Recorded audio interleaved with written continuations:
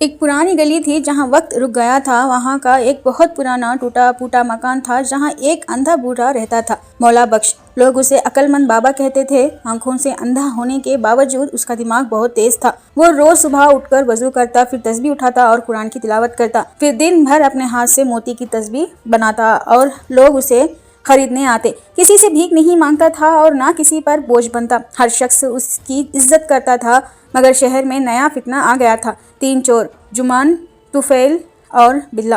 3 चोरों की एंट्री। जुमान वो था जो ज्यादा बोलता था, हमेशा नया प्लान बनाता। तुफैल दिमाग से तेज था लेकिन खामोश। बिल्ला ताकतवर था, ज्यादा सोचता नहीं था। तीनों दोस्त थे और अक्सर मिलकर चोरी करते। एक रात जब अंधेरा छा गया और गली में सिर्फ कुत्ते की भौंकने की आवाज थी, जुमान ने कहा, एक नया प्लान है। उस बूढ़े के घर में कुछ है। तुफैल ने आंखें छोटी करके कहा, कौन सा बूढ़ा?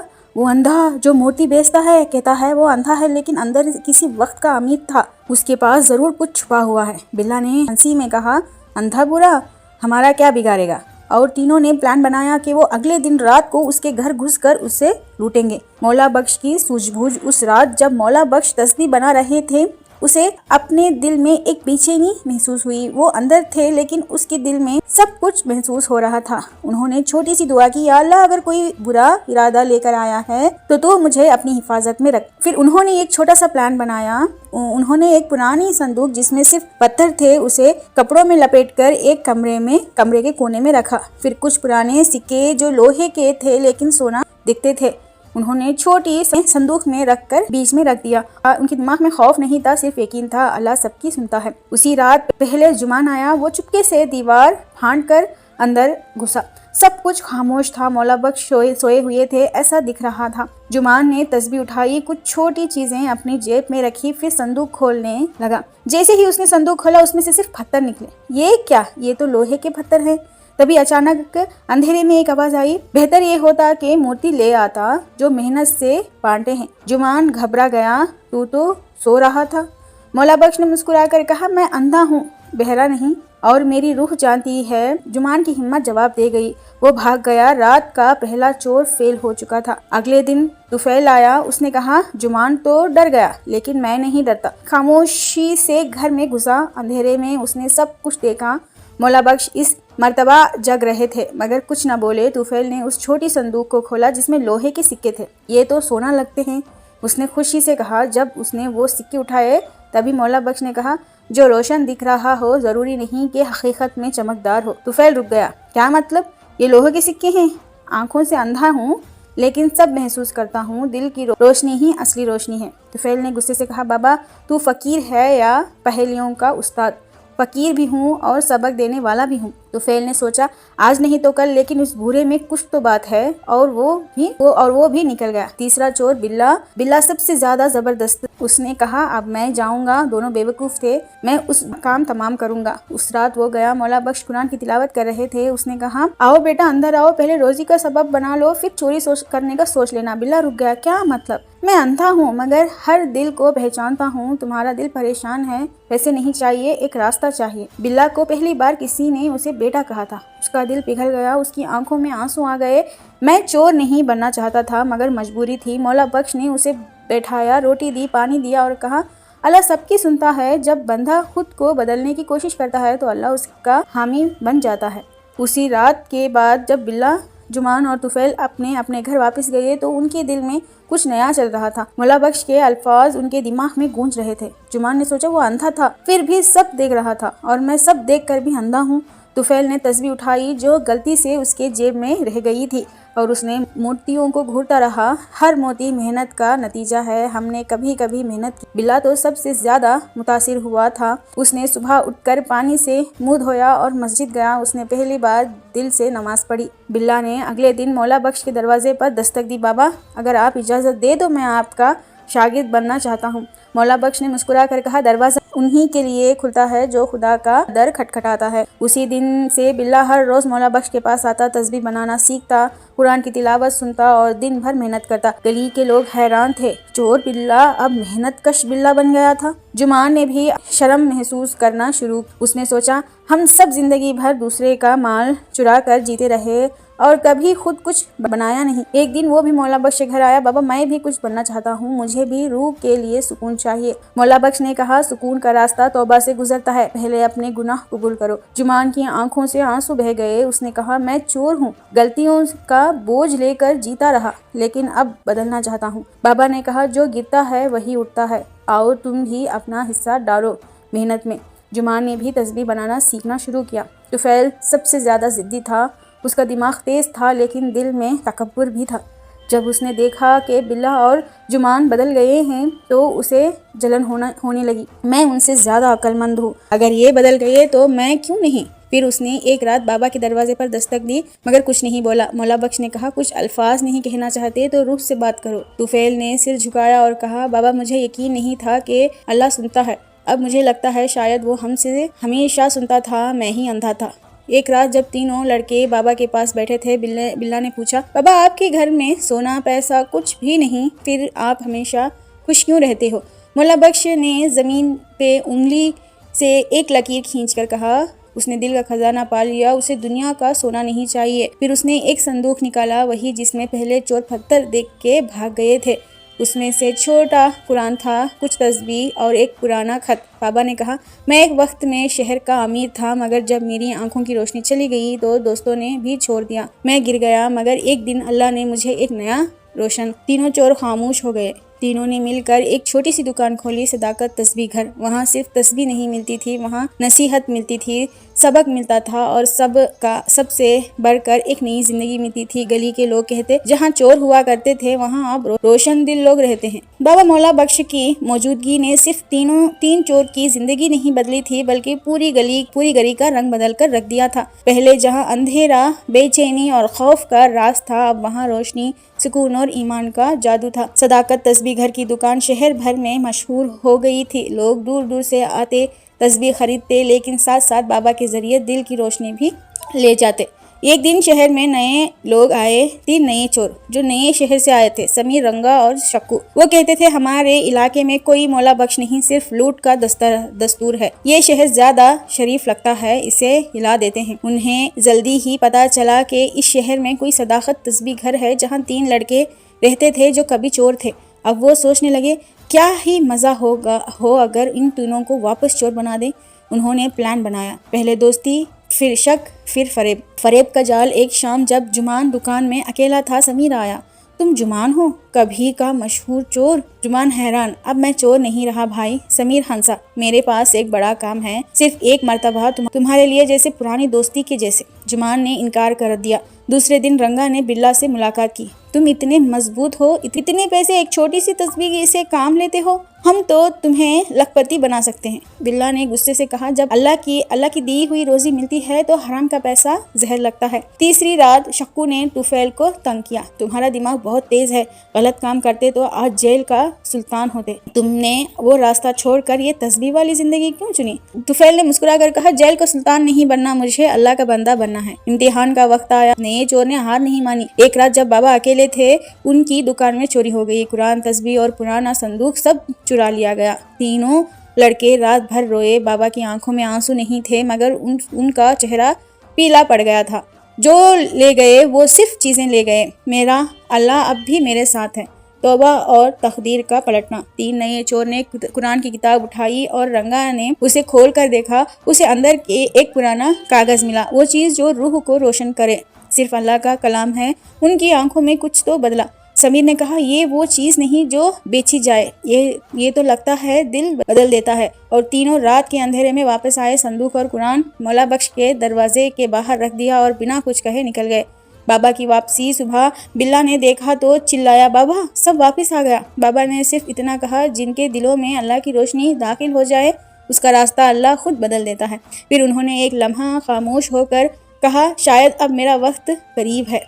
उस रात बाबा ने तीनों लड़कों को बुलाया, उनके हाथ पकड़कर कहा, बेटा मैं अंधा था लेकिन तुम सबको रूह से देखता था, तुम्हारे दिल साफ हो गए, अब वक्त है कि तुम मेरे बाद रोशनी का काम जारी रखो। कभी किसी को छोटा ना समझना, कभी किसी के गुनाह पर हंसना नहीं, हर रूह को रोशनी चाहिए होती है।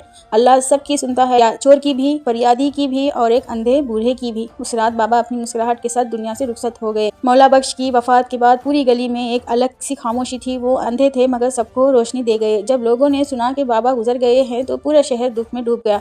बाबा की जनाजे में सिर्फ पड़ोसी नहीं, दूर दूर के शहरों से लोग आए। वो लोग भी आए जो कभी उनसे सिर्फ तस्बीह लेने आए थे मगर वापस रूहानी मदद लेकर गए थे। जुमान, बिल्ला और तुफैल ने मिलकर बाबा का जनाजा तैयार किया। बिल्ला ने रूह से कफन बांधा, जुमान ने कुरान की तिलावत की, तुफैल ने बाबा के कदम पर कदम रखकर लोगों को सबक दिया। ये बंदा दुनिया से गया नहीं, इसकी जज्बात अब भी जिंदा है। बाबा की मौत के बाद तीनों दोस्तों ने मिलकर फैसला किया कि वो सदाकत तस्बीह घर को सिर्फ तस्बीह की दुकान नहीं, एक मदरसा हिदायत बनाएंगे, जहाँ हर चोर, हर गुनहगार, हर मुसाफिर, हर ठुकराया गया बंदा आए और एक नई जिंदगी पाए। तुफैल ने कुरान का दर्स शुरू किया, जुमान ने मेहनत और ईमानदारी का दर्ज किया, बिल्ला ने नई नस्ल के लड़कों को हाथ से काम करना सिखाया।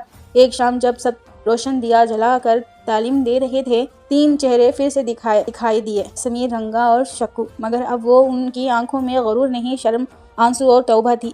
समीर आगे बढ़ा, हम वापस आए हैं बाबा के लिए नहीं, अपने लिए। रंगा ने कहा, उस कुरान की रोशनी ने हमें अंधेरों से निकाला। शक्कू ने आंखों में आंसू भरकर कहा, क्या हम भी यहाँ से नई जिंदगी शुरू कर सकते हैं? तुफैल ने उनके हाथ पकड़कर कहा, यहाँ सिर्फ तस्बीह नहीं मिलती, यहाँ तौबा का रास्ता मिलता है। मगर जहाँ रोशनी हो वहाँ अंधेरा भी महसूस करता है। कुछ लोग शहर के अंदर ये तब्दीली बर्दाश्त नहीं कर रहे थे। एक पुरानी पुलिस ऑफिसर जो मौला बख्श को सिर्फ एक अंधा फकीर समझती थी, शक करने लगी, ये चोर अचानक सालेह बन गए, क्या सब ड्रामा है? उसने दुकान पर छापा मारकर छोटी सी तस्बीह ली, कुछ भी नहीं मिला। ऑफिसर ने बिल्ला से कहा, तुम जैसे लोग कभी नहीं बदलते। बिल्ला ने सिर्फ इतना कहा, जरूरी नहीं कि सब कुछ आंखों से नजर आए, अल्लाह सब कुछ देखता है। छोटी छोटी बातें, छोटी छोटी मिसालें और हर रोज एक नया इंसान। ये था बाबा का असर। सदाकत तस्बीह घर अब एक मिसाल बन गया था। बच्चे, जवान, बुजुर्ग और ख़वातीन सब वहाँ तालीम लेने आते। हर वक्त एक रोशनी की महफिल होती जहाँ कोई अपनी कहानी सुनाता, कैसे वो गुनाह से तौबा तक आए, कैसे अल्लाह ने उसकी बात सुनी, कैसे एक अंधा बूढ़ा उसकी ज़िंदगी रोशन कर गया। तुफैल को एक रात बाबा ख्वाब में आए, वही तस्बीह उनके हाथ में थी और उनका चेहरा चमक रहा था। बेटा, मैं तुम सब पे फ़ख्र करता हूँ, रोशनी ज़िंदगी है। अब मैं जा चुका हूँ लेकिन मेरा पैगाम जिंदा रखो। तुफैल ने आंखें खोलकर देखा तो उसी वक्त हवा में एक झलका हल्का सा नूर था और वो तस्बीह जो बाबा ने बनाई थी उसमें से एक मोती चमक रहा था। मौला बख्श की वफात के चंद महीनों बाद सदाकत तस्बीह घर शहर में एक जगह का नाम नहीं रहा, अब वो एक सोच बन चुका था। लोग कहते, जहाँ दिल टूट जाए वहाँ जाओ, शायद सदाकत में कोई रास्ता मिल जाए। बच्चे जो पहले चोरों की मिसाल देखकर डरा करते थे और अब उन तीनों की मिसाल देखकर कहते, देखा बिल्ला, जुमान और तुफैल बदल गए, हम भी बदल सकते हैं। समीर, रंगा और शक्कू अब सिर्फ तौबा कर चुके थे, बल्कि वो भी दर्स देने लगे थे। दोस्त के साथ मिलकर एक नई मकतब बनाया जहाँ छोटे बच्चों को तालीम मिलती थी। समीर ने दर्द भरी कहानी लिखना शुरू की जहाँ वो अपने गुजरे हुए रास्ते को लिखता था, हर अल्फाज में दुआ होती थी। शक्कू जो पहले सबसे जालिम माना जाता था, अब सुबह से शाम तक गरीबों में खाना बांटता था। उन तीनों ने एक नया काम रख लिया था, तौबा के 3 रखवाले। एक दिन 3 नए मुसाफिर आए, बहुत ही खौफनाक चेहरे, हाथ में छुरी, आंखों में गुस्सा। उन्होंने कहा, हम भी चोर हैं। मगर एक आवाज़ ने कहा, सदाकत जाओ, वहाँ कुछ नहीं बचेगा। तुफैल ने उनका चेहरा देखा, उसने मुस्कुराकर सर झुकाया और कहा, अल्लाह सिर्फ आवाज़ देता है, रास्ता हम चुनते हैं। तुम यहाँ सिर्फ नए कपड़े नहीं, नई जिंदगी पा सकते हो। सब कुछ रोशन हो रहा था लेकिन अंधेरा कभी पूरा हटता नहीं। एक रात एक नफरत से भरा फसादी दुकान के बाहर आया, उनका नाम दिलशाद था। वो कहता था, ये सब रियाकारी है, एक अंधा फकीर, 3 चोर और अब ये दुनिया को तौबा सिखा रहे हैं, ये तो मजाक है दीन का। उसने दुकान में आग लगाने की कोशिश की लेकिन उस वक्त वहाँ कुरान का दर्स हो रहा था। जुमान ने उसका हाथ रोका, कुरान के नूर को कोई आग नहीं बुझा सकता, कुरान के नूर की आग कोई बुझा नहीं सकता। दिलशाद ने कहा, तुम चोर थे, तुम क्या सबक दोगे? तुफैल ने जब जवाब दिया, हम चोर थे मगर अल्लाह ने सुन ली, और जब वो सुनता है तो इंसान को लिखा हुआ मुकद्दर भी मिलता है। दिलशाद चला गया लेकिन एक टुकड़ा कुरान का उसके हाथ में रह गया। रात भर उसने वो आयत देखी, वो जो जिंदगी भर गुमराह रहे अगर तौबा कर लें तो मैं उनके सब गुनाह माफ़ कर दूंगा। उसने अगले दिन सदाकत के दरवाजे पर दस्तक दी, आंखों में आंसू, हाथ झुके हुए, क्या मेरे लिए भी रास्ता है? बिल्ला ने अपनी तस्बीह उसके हाथ में रख दी, ये रास्ता सबके लिए है, चोर हो या फसादी, अल्लाह सबकी सुनता है। वक्त गुजरता गया, सदाकत शहर से निकलकर गांव, फिर दूसरे इलाकों तक पहुंचा। जुमा ने दरस कुरान को ऑनलाइन प्लेटफॉर्म बना दिया। बिल्ला ने कारीगरों को एक इंस्टीट्यूट खोल दिया। तुफैल ने अपना पहला रोशनी एक अंधेरे से। समीर का रिसाला सुन ली गई, मेरी आवाज़ वायरल हो गई। रंगा और शक्कू ने एक रिहैबिलिटेशन सेंटर बनाया चोरों और फसादों के लिए। एक रात जब सब मिलकर याद बाबा महफिल में बैठे, तुफैल ने कहा, हमने सिर्फ एक अंधे फकीर को कहा, मगर और देखो अल्लाह ने कैसा बदल दिया। जुमा ने तस्बीह के मोती गिनते गिनते कहा, जब तक अल्लाह सुनता रहेगा रोशनी कभी कम नहीं होगी। और उसी वक्त उन सब ने महसूस किया, एक हल्का सा झोंका, एक मीठी सी खुशबू, जैसे एक मुस्कुरा कर कह रही हो, मैं चला गया हूँ मगर तुम सब में जिंदा हूँ। सदाकत तस्बीह घर अब सिर्फ एक दुकान या मदरसा नहीं रहा, ये रूह का इलाजगाह बन चुकी थी। मगर हर उजाला अपनी आखिरी अंजाम से गुजरता है। एक दिन शहर में एक धमाके का खौफनाक खबर फैली।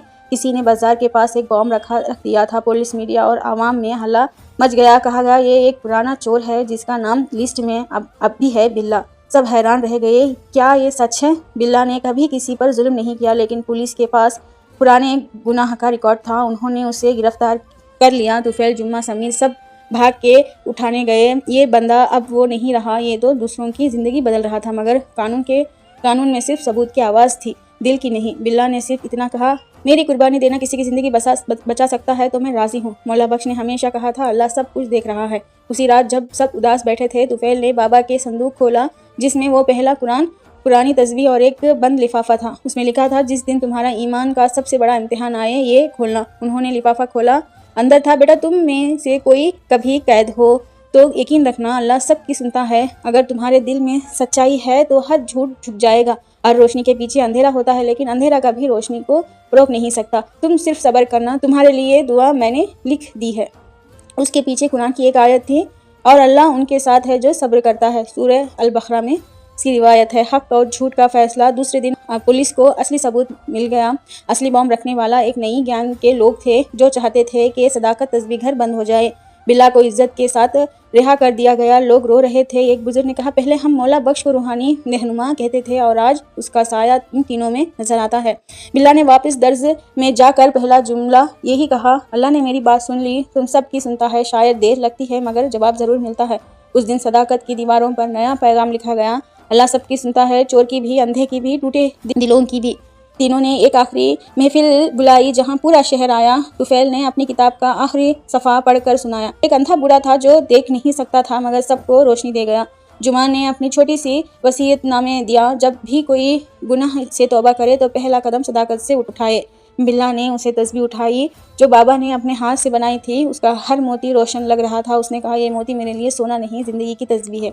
सदाकत तस्बीह घर अब हर शहर में था। हर जज्बात में मौला बख्श का नूर था। हर चोर में एक फ़कीरी की तलाश थी। हर टूटे दिल में एक दुआ थी और हर दुआ में एक यकीन था, अल्लाह सबकी सुनता है। उम्मीद करती हूँ कि आपको ये सबक आमोज कहानी पसंद आई होगी। अगर पसंद आई हो तो लाइक कीजिएगा। ऐसे मज़ीद सबक आमोज कहानियों के लिए हमारे चैनल को सब्सक्राइब कीजिएगा। मिलते हैं एक नए वीडियो और नए सबक के साथ। तब तक के लिए आप रखें अपना ख्याल। जज़ाकल्लाह खैर।